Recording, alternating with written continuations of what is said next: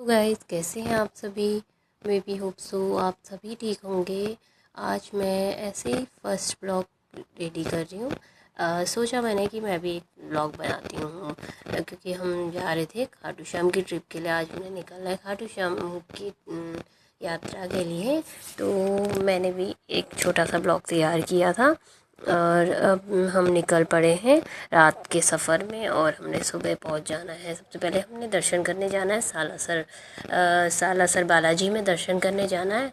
और सालासर बालाजी में हमने पहुंच गए। हम 10 साढ़े 10 के बजे करीब हम लोग पहुंच गए थे। उसके बाद हमने वहाँ पे मंदिर में जाने लगे और उसके बाद मंदिर में हमने अच्छे से दर्शन किए।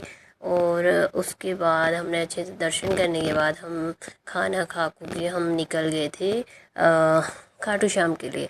देन हमने खाटू श्याम में सबसे पहले रेस्ट हाउस लिया। वहाँ पे हमने रेस्ट हाउस लेने के बाद फिर हम खाटू श्याम के दर्शन के लिए निकल गए थे, जहाँ पे हमें बहुत अच्छे दर्शन हुए।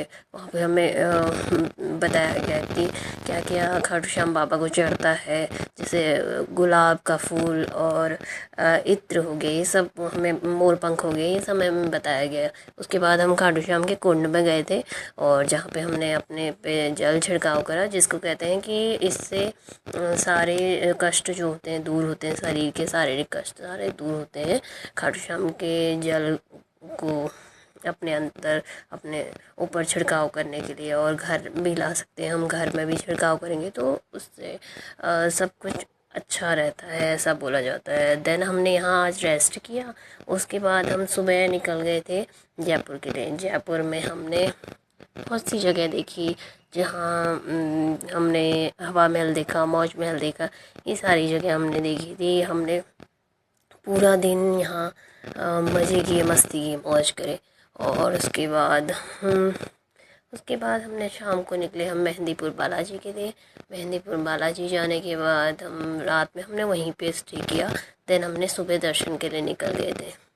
सुबह दर्शन के लिए हम निकल गए। उसके बाद हमने दर्शन करने के बाद हम 3 पहाड़ी गए, मंदिर में गए। 3 पहाड़ी मंदिर में हमने अच्छे से दर्शन किए।